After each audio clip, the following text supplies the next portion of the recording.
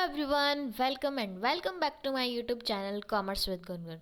तो आज हम बिजनेस स्टडीज़ का चैप्टर नंबर 10 मार्केटिंग को शुरू करने वाले हैं, जो कि है विपणन। और ये हमारा 11 मार्क्स का है, जो कि बहुत इंपॉर्टेंट चैप्टर है, इससे पहले वाला भी और ये वाला भी। तो शुरू करते हैं इस लेक्चर को। Let's get started. तो पहला हम जान लेते हैं बाजार क्या होता है। तो बाजार से अभिप्राय उस स्थान से है जहां क्रेता एवं विक्रेता वस्तु एवं सेवाओं के विनिमय संबंधी लेन देन करते हैं। यानी कि जो एक्सचेंज हम करते हैं क्रेता और विक्रेता, यानी कि क्रेता क्या करता है, अपनी वस्तु लेता है और क्रेता इसके बदले क्या देता है, उसको धन देता है। तो ये जो विनिमय संबंधी लेन देन होता है उसको हम बाजार कह देते हैं। फिर नेक्स्ट आता है विपणन। मार्केटिंग क्या है? तो विपणन एक सामाजिक क्रिया है। यह एक ऐसी प्रक्रिया है जिसमें लोग वस्तु एवं सेवाओं का मुद्रा अथवा किसी ऐसी वस्तु में विनिमय करते हैं जिसका उनके लिए कुछ मूल्य हो। यानी कि यहाँ पर कुछ वस्तुएं और सेवाएं क्रेता खरीदता है और उसके बदले मुद्रा देता है, तो ये विनिमय करते हैं ताकि जिसका जो वस्तु खरीदी है उसका कुछ वैल्यू हो। तो ये क्या हमारी मार्केटिंग है। विपणन की विशेषताएं क्या है? ये अपेक्षा एवं आवश्यकता पर आधारित होती है। अपेक्षा यानी कि नीड एंड वांट्स, यानी कि मान लो कि हमें भूख लगी है, तो भूख लगना हमारी एक आवश्यकता है, लेकिन उसको इडली और डोसा खाकर ही पूरा करना ये क्या है, हमारी इच्छा है। तो उसको हमें ध्यान में रखना चाहिए। फिर आता है उत्पाद का सृजन, यानी कि उत्पाद का विस्तार करना। उत्पाद का जो नाम है, प्रोडक्ट का नाम है, उसकी ब्रांड है, तो उसको वहाँ पर दिखाना।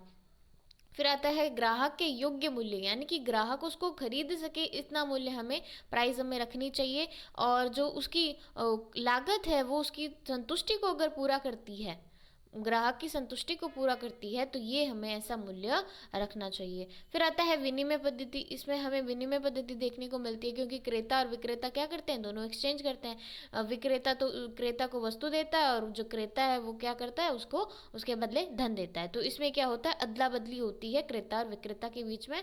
तो यहाँ पे विनिमय पद्धति होती है। फिर आता है विपणन प्रबंध।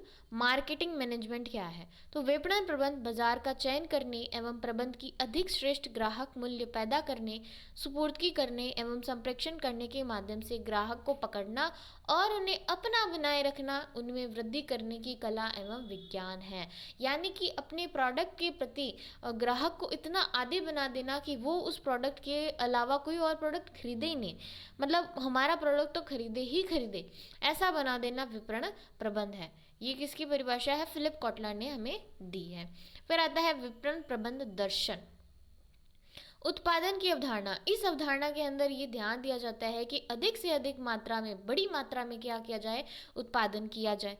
उत्पाद की अवधारणा ये बताती है कि इसमें मात्रा का ध्यान नहीं रखा जाता, इसमें जो उत्पाद की गुणवत्ता यानी कि प्रोडक्ट की जो क्वालिटी है उसको ध्यान में रखा जाता है। फिर क्या है, बिक्री की अवधारणा, यानी कि जो ग्राहक है उनको इतना प्रोत्साहित करना कि वो हमारा प्रोडक्ट खरीदे ही खरीदे, यानी कि उनको खरीदने के लिए विवश करना, उनको खरीदने के लिए प्रोत्साहित करना, ये बिक्री की अवधारणा। विपणन की अवधारणा में क्या होता है, जो ग्राहक की संतुष्टि, आवश्यकता की संतुष्टि वो पूरी हो, ये विपणन की अवधारणा हमें बताती है। फिर आता है विपणन की सामाजिक अवधारणा, यानी कि समाज में भी इसका दीर्घकालीन जो आवधिक कल्याण है वो भी समाज का कल्याण हो, हमें ऐसी ये अवधारणा इसमें ये बताती है कि समाज का भी कल्याण हो। फिर आता है विपणन के कार्य। मार्केटिंग के कार्य क्या है? पहले हम क्या करते हैं, विपणन में बाजार संबंधी सूचना एकत्रित करना तथा उसका विश्लेषण करना, यानी कि जो मार्केट का एनालाइज है हम करते हैं और उससे वहाँ से जो भी हमें इन्फॉर्मेशन मिलती है हम उसको इकट्ठा करते हैं। फिर हम क्या करते हैं, प्लानिंग करते हैं, विपणन नियोजन करते हैं। प्लानिंग करने है कि हमें कैसा प्रोडक्ट बनाना है, क्या क्या चीज़ें उसमें रखनी है, ये हम विपणन नियोजन के अंदर, मार्केटिंग प्लानिंग के अंदर करते हैं। फिर क्या करते हैं, उत्पाद का रूपांकन एवं विकास, यानी कि प्रोडक्ट डिज़ाइनिंग एंड डेवलपमेंट। फिर उसका डिज़ाइन कैसे रखना है, उसका डेवलपमेंट, यानी कि उसका डिज़ाइन कैसा, उसका पैकेजिंग होगा, कैसी लेबलिंग होगी, तो ये हमें इसके अंदर देखते हैं। फिर आता है प्रमापीकरण एवं ग्रेड तय करना। प्रमापीकरण का मतलब होता है, यानी कि जो पहले हमें प्रोडक्ट बनाए हुए हैं उसके अनुरूप ही हमें अपना प्रोडक्ट बनाना है, ताकि इसमें क्या हो, एक रूपता आती रहे, यानी कि सारे प्रोडक्ट हमारे सेम दिखे और उसमें अनुकूलता आती है ऐसे प्रोडक्ट में। ग्रेड तय करना, यानी कि मतलब जो प्रोडक्ट है उसके साइज़ के हिसाब से, उसके आकार के हिसाब से हम उनको अलग अलग भागों में बांट देते हैं। ग्रेड तय करना ये होता है। जैसे हमारे मखाने आते हैं, तो मखाने भी क्या होते हैं, अलग अलग साइज़ के होते हैं, तो उसके हिसाब से ग्रेड तय करते हैं, तो ये हमारा ग्रेड तय करना होगा। फिर आता है पैकेजिंग एवं लेबलिंग। पैकेजिंग यानी कि उस प्रोडक्ट को किस पैकेज में मतलब डालना है, कौन सा पैकेजिंग होगा उसका। और लेबलिंग यानी कि उस पर कौन सा लेबल लगाया जाता है, यानी कि जहाँ पर उसके प्रोडक्ट की इन्फॉर्मेशन दी जाती है। ब्रांडिंग यानी कि उस प्रोडक्ट की अपनी कोई ब्रांड है या ऐसा नाम जो कि उसकी पहचान हो, तो ये क्या है, ब्रांडिंग हो गया। उसका कोई अलग नाम हो जो किसी कॉम्पिटिटर के ना रखा हो, उसका यूनिक नाम होना चाहिए, यही क्या है, हमारी ब्रांडिंग है। फिर आता है ग्राहक समर्थन सेवाएं, यानी कि ग्राहक को हम सर्विस दें, प्रोडक्ट खरीदने के बाद भी जो सर्विस होती है, जैसे कि आफ्टर सेल सर्विस होती है ना, तो वो ग्राहक समर्थन सेवाएं देनी चाहिए। उत्पाद का मूल्य निर्धारण, उत्पाद का मूल्य निर्धारण यानी कि उसकी प्राइस हमें ऐसी सेट करनी चाहिए जो कि उपभोक्ताओं के लिए अनुकूल हो। फिर आता है संवर्धन यानी कि प्रमोशन करना।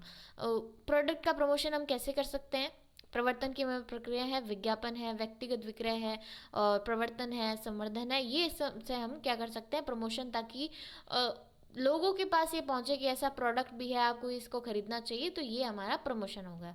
फिर आता है वितरण, फुटकर विक्रेता, थोक विक्रेता के पास हमें अपने प्रोडक्ट को पहुंचाना है। फिर परिवहन, अगर कोई दूसरे देश में या दूसरे राज्य में हमें किसी प्रोडक्ट को पहुंचाना है, तो परिवहन ट्रांसपोर्टेशन के माध्यम से हम पहुंचाते हैं। फिर आता है संग्रहण एवं भंडारण, यानी कि जो हमने उत्पादन किया है और उपयोग करने का जो उसके बीच में जो अंतर होता है, तो उसके लिए हमें क्या करना पड़ता है, उनका संग्रहण और भंडारण करना पड़ता है। जैसे कि हमारे सर्दी के कपड़े हो गए, तो सर्दी के कपड़े सर्दी के अंदर तो नहीं बनते होंगे, वो गर्मी के अंदर बनते हैं, और गर्मी के अंदर बनकर उसको स्टोर यानी संग्रहण किया जाता है, स्टोरेज किया जाता है, फिर वो सर्दी के अंदर उनको विक्रय किया जाता है। तो ये हमारा क्या है, संग्रहण एवं भंडारण हो गया। फिर आता है विपणन मिश्र, क्या है, मार्केटिंग मिक्स। तो एक फर्म का लक्ष्य विपणन करने के लिए सर्वोत्तम व्यवस्था ढूंढना है, यह व्यवस्था विपणन मिश्र कहलाती है, ये भी फिलिप कॉटलर ने दी है। विपणन मिश्र विभिन्न दरों से मिलकर बनता है, जिसको मुख्यतः 4 भागों में विभक्त किया जाता है। हमारे 4 पीस ऑफ मार्केटिंग क्या है, प्रोडक्ट, प्राइस, प्लेस और प्रमोशन, यानी उत्पाद, मूल्य, स्थान और प्रवर्तन। हम पहले पढ़ते हैं उत्पाद क्या है। तो उत्पाद का अर्थ वस्तु, सेवाओं तथा अन्य कोई पदार्थ जिसका मूल्य है, जिन्हें बाजार में बिक्री के लिए प्रस्तावित किया जाता है, ये हमारा प्रोडक्ट हो गया। उत्पाद मिश्रण के महत्वपूर्ण अंग क्या है, पहला है हमारा ब्रांडिंग। तो किसी उत्पाद को नाम देना, चिन्ह देना, कोई और कोई प्रतीक आदि देने की प्रक्रिया को हम क्या कहते हैं, ब्रांडिंग कहते हैं। जैसे कि नाइकी का नाम हो गया, और चिन्ह क्या हो गया, ये टिक वाला इसका चिन्ह हो गया, तो ये क्या हमारी ब्रांडिंग है। ब्रांड क्या है, तो ब्रांड नाम, शब्द, चिन्ह, प्रतीक अथवा इनमें से कुछ का मिश्रण है, जिसका प्रयोग किसी एक विक्रेता के उत्पादों, वस्तु एवं सेवाओं की पहचान बनाने के लिए किया जाता है। फिर आता है ब्रांड नेम। तो ब्रांड नेम क्या होता है, ब्रांड का वह भाग जिसे बोला जा सकता है, ब्रांड नेम कहलाता है। ब्रांड चिन्ह क्या है, यह एक प्रतीक है, आकार है, अलग रंग अथवा शब्दों की बनावट के रूप में ये होता है ब्रांड चिन्ह। फिर आता है ट्रेडमार्क। तो ब्रांड अथवा उसके किसी भाग को यदि कानूनी संरक्षण प्राप्त हो जाता है, उसे ट्रेडमार्क कहते हैं, यानी कि वो हमारा जो हमारा ब्रांड चिन्ह है उसका कोई यूज़ ना कर पाए, तो उसके लिए हम ट्रेडमार्क बनाते हैं। फिर आता है अच्छे ब्रांड नाम की विशेषताएं, ये हमारा क्वेश्चन यहाँ से बनता है ज़रूर कि अच्छे ब्रांड नाम की विशेषताएं क्या है। तो ब्रांड नाम क्या होना चाहिए, संक्षिप्त होना चाहिए, छोटा होना चाहिए, इसका उच्चारण करना, बोलना, पहचान करना, याद करना सरल होना चाहिए, जैसे कि पॉन्ड्स। ठीक है, और दूसरा क्या है, ब्रांड ऐसा हो इससे उत्पाद के लाभ एवं गुणों का पता लगे, यानी कि ब्रांड नेम का हमें ऐसा रखना चाहिए जिससे कि जो उत्पाद हम बेच रहे हैं उसके लाभ और गुणों का पता लगे। फिर आता है ब्रांड नेम भिन्नता लिए होना चाहिए, यानी कि अलग होना चाहिए, यूनिक होना है, जैसे कि स्विफ्ट। फिर आता है फोर्थ, ब्रांड नाम इतना बहुमुखी होना चाहिए कि उसमें नए उत्पाद समाहित हो सके, जैसे कि नेस्ले। अब ये नेस्ले नाम रखा है, तो इसके अंदर कौन कौन से उत्पाद, सारे उत्पाद इसके अंदर आ जाते हैं। फिर आता है कानूनी रूप से पंजीकृत और संरक्षित रूप में सक्षम होना चाहिए। फिर नेक्स्ट आता है हमारा पैकेजिंग। तो यह किसी उत्पाद के लिए कंटेनर या आवरण बनाने और उत्पादन की प्रक्रिया है। पैकेजिंग के 3 स्तर होते हैं, प्राथमिक स्तर, द्वितीय स्तर और परिवहन के लिए पैकेजिंग।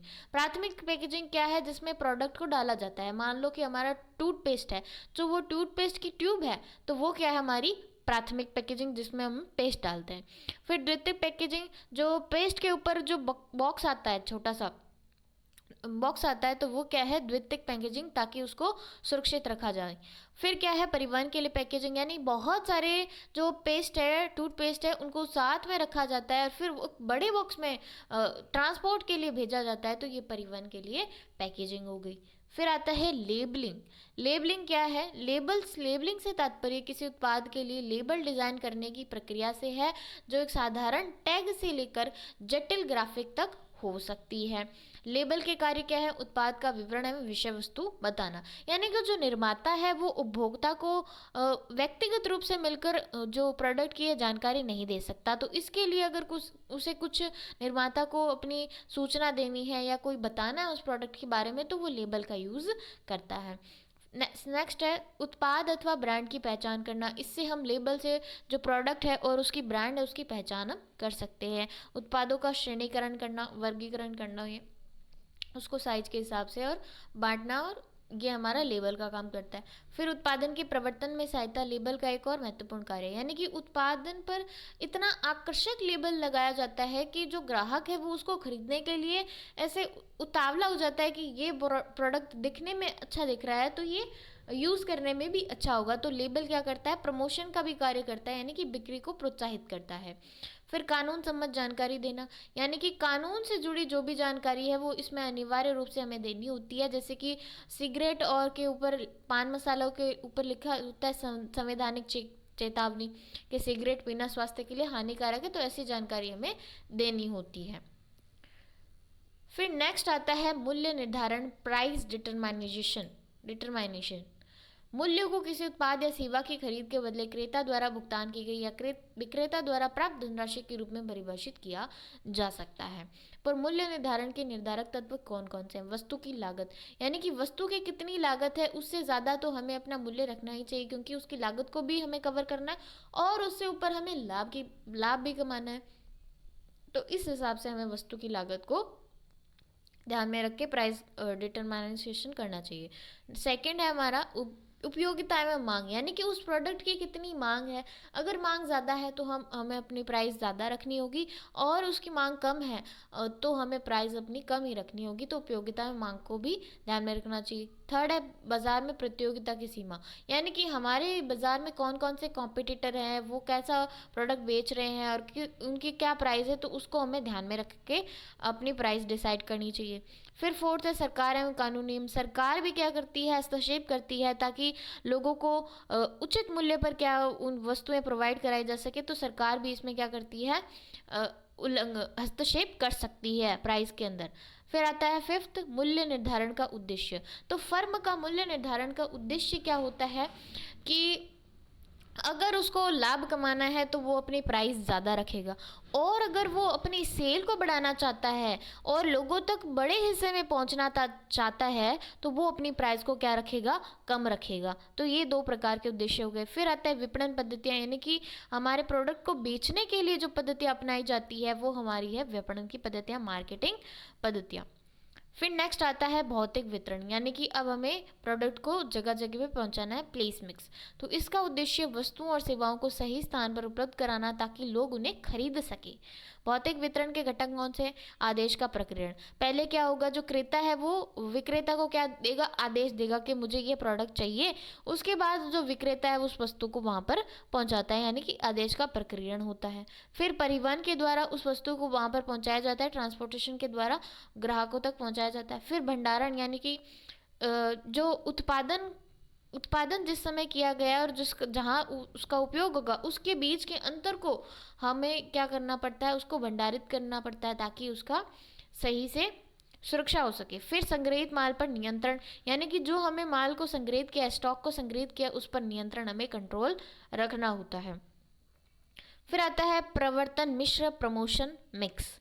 इसमें पहला है हमारा, इसमें 4 प्रकार के हैं, विज्ञापन, व्यक्तिक विक्रय, विक्रय संवर्धन और जनसंपर्क। क्या है? जनसंपर्क। तो पहले हम जानते हैं विज्ञापन क्या है। तो यह एक भौतिक भुगतान किया जाने वाला प्रचार तरीका है जिसमें एक पहचाने गए प्रयोजक को शामिल किया जाता है। यह प्रकृति में अवैयक्तिक होते हैं। विज्ञापन में क्या, जैसे कि टीवी पर कोई एडवर्टाइजमेंट दिखा दिया या कोई डैशबोर्ड पर हमें शहर में या डैशबोर्ड लगा दिए, तो वहाँ पर वो क्या है, विज्ञापन। ये भुगतान स्वरूप होते हैं, यानी कि इसमें हमें पे करना होता है विज्ञापन के लिए। विज्ञापन जो करती हैं बड़ी बड़ी कंपनियां, तो इसके लिए हमें भुगतान करना होता है। ये अव्यक्तिक होते हैं, यानी कि व्यक्तिगत रूप से मेल जोल करके विज्ञापन नहीं किया जाता, ये हमारे टीवी के द्वारा या कोई न्यूज़पेपर के द्वारा ये किया जाता है। फिर आता है चिन्हित विज्ञापनदाता। इसके लिए कुछ स्पेसिफिक जो होते हैं वो कंपनियां होती है, व्यक्ति होते हैं, उनके द्वारा ही किया जाता है, विज्ञापन किया जाता है। फिर आता है व्यक्तिक विक्रय। इसमें बिक्री करने के उद्देश्य से एक या एक से अधिक संभावित ग्राहकों के साथ बातचीत के रूप में संदेश की मौखिक प्रस्तुति शामिल होती है। व्यक्तिक विक्रय की विशेषताएं क्या होती है, व्यक्तिगत स्वरूप, यानी कि इसमें एक व्यक्ति घर घर जाकर क्या करता है, अपने प्रोडक्ट का जो है प्रमोशन करता है। तो इससे क्या हो जाते हैं, जो व्यक्ति के संबंध है वो भी बिल्ड होते हैं। हम बातचीत करते हैं तो उसमें क्या हो जाता है, संबंध व्यक्तिगत स्वरूप होता है, ताकि वो व्यक्ति मतलब पर्सनल जाकर क्या करता है, अपने प्रोडक्ट का प्रमोशन करता है। सेकंड, संबंधों का विकास। जो प्रोडक्ट का हम देखो, आप जैसे हम दुकान पर जाते हैं तो हम एक ही दुकान पर अगर बार बार जाते हैं तो हमारे रिलेशन वहाँ पर क्या हो जाते हैं, बिल्ड हो जाते हैं, संबंधों का विकास होता है। फिर आता है विक्रय संवर्धन। विक्रय संवर्धन से तात्पर्य अल्पकालीन प्रोत्साहनों से है, जो खरीदारों को किसी उत्पाद या सेवा की तत्काल खरीद करने के लिए प्रोत्साहित करने के लिए तैयार किए जाते हैं। विक्रय संवर्धन क्या है, उसको तुरंत खरीदने के लिए प्रोत्साहित करते हैं ग्राहक को, तो ये विक्रय संवर्धन। जनसंपर्क, किसी व्यावसायिक फर्म द्वारा विभिन्न हितधारकों की नज़र में एक अच्छी छवि बनाने के लिए किए जाने वाले सभी विभिन्न प्रकार की गतिविधियों और कार्यक्रमों को जनसंपर्क अभ्यास में जाना जाता है। यानी कि उस कंपनी की पीआर, यानी कि जो उस कंपनी की अच्छी छवि बनाने के लिए कुछ लोग रखे जाते हैं, ताकि हमारी कंपनी की अच्छी छवि बनी रहे और क्या हो, लोग उस प्रोडक्ट को खरीदे। तो ये क्या है, जनसंपर्क। तो ये था हमारा chapter number 10 marketing. I hope आपको सारे टॉपिक्स क्लियर होंगे और आपका इसका बेस्ट रिवीजन हो गया होगा। ये जो पीडीएफ की लिंक है आपको डिस्क्रिप्शन बॉक्स में मिल जाएगी, और इससे पहले वाले चैप्टर का जो वन शॉट हो चुका है उसकी भी लिंक आपको डिस्क्रिप्शन बॉक्स में मिल जाएगी, तो वहाँ से आपके जाके चेकआउट कर सकते हैं। और कमेंट बॉक्स में कमेंट करके ज़रूर बताइए कि आपको ये लेक्चर वन शॉट कैसा लगा। तो मिलते हैं अगले लेक्चर्स में, तब तक के लिए धन्यवाद।